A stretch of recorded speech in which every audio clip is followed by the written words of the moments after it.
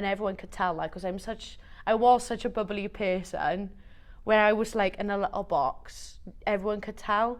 Where now I'm back, opened up, I'm smiling, I'm talking to everyone. Yeah, I've started suffering with depression and anxiety when I was about 13, when I was in school. That was all because of my boyfriend and problems in the family. Then I've left school, done the counselling with CBT first, and then I've come here to work, and I had help with the mines. I had help from the union as well. When I had time off work, I had a sort of a phase where I went downhill, and I ended up getting sectioned and all of that. Ended up in hospital. I came to see the union first, obviously because of the time off that I had first. And they said, do you need any help with this? Do you want to see mines? And they were the ones that transferred me to mines, referred me there. So RF Brooks is the biggest ready meal factory in Europe. It's been operating around about 20 years at this site where we are in Rogerstone Park today, and it manufactures mainly ready meals for Marks and Spencer's, Aldi's, are our two main customers. We employ 1,400 members of staff at site, and I've been working at the site for probably about 18 and a half years, maybe 19 years now. When people hear you open up about your own mental health issues, what they tend to do then is actually come to you for advice, support. During this time, we got a lot of funding then for the mental health first aiders at site, and that was applied for our union.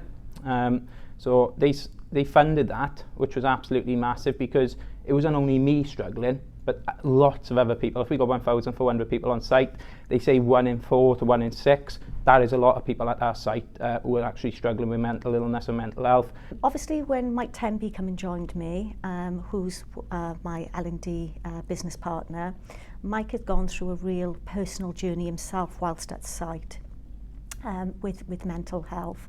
And I think it's fair to say that as much as Mike was a great ambassador, and he still is, continues to be, for mental health, as an organisation probably at that time we perhaps didn't have the resources in place to help signpost Mike. So a lot of obviously intervention which possibly that we could have done, we didn't do. So Mike really was that real catalyst for change. We've recognised where people have need that intervention of counselling. So for some of our staff, they can't wait 3 or 4 months.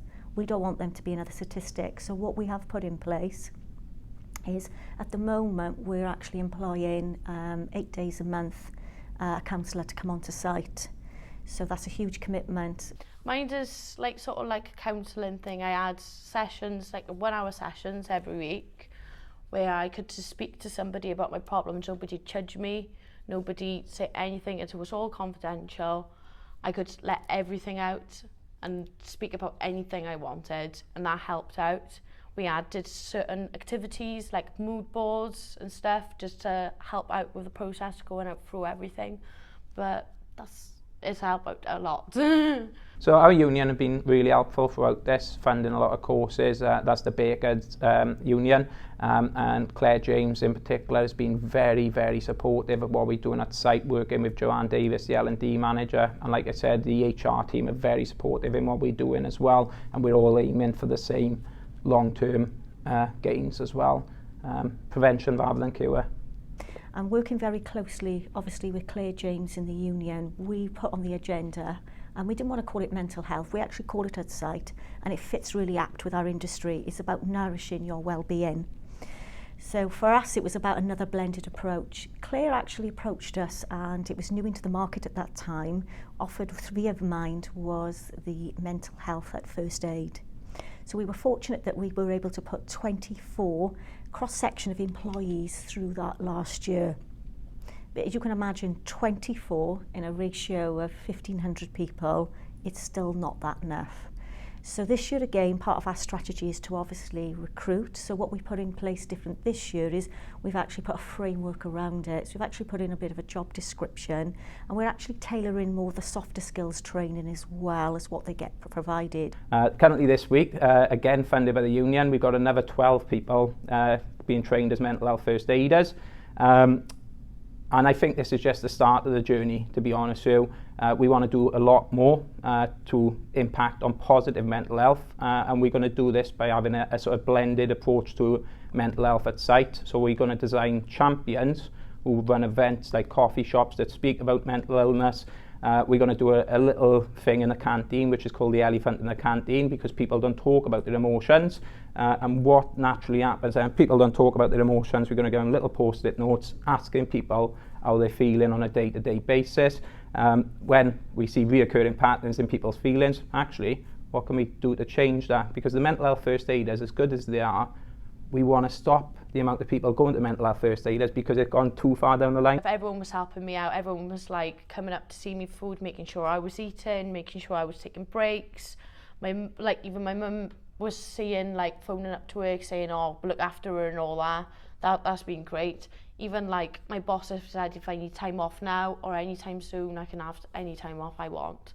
So they've been positive and they've been there for me for everything. There's been no negative vibes from me. So we have lost people to suicide, and obviously that'll have a massive impact on all his fellow colleagues as well, because people are very close with one another. It's heartbreaking for anyone, and people not going home to their families.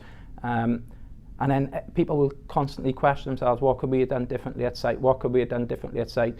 And people have really got to realise that physical health and mental health should be treated on the same sort of. Previously, when I suffered with my mental illness, it took me years to speak about it because there's a stigma attached. I used to cry in the toilets because I didn't want to say to someone, actually, I'm suffering with my mental illness. What we were trying to do, though, is actually, people come in and say, I got a bad head today. We want people to come in and say, I had a panic attack yesterday. I feel extremely stressed. What can we do differently? Them things should be treated the same as a physical injury at work. A year ago put me to now a completely different person. It's completely different, and I can see it myself. I feel much better myself. Like before I'd stand outside my body. I'd be watching myself. But now I feel like I am actually in my body and I'm actually living it.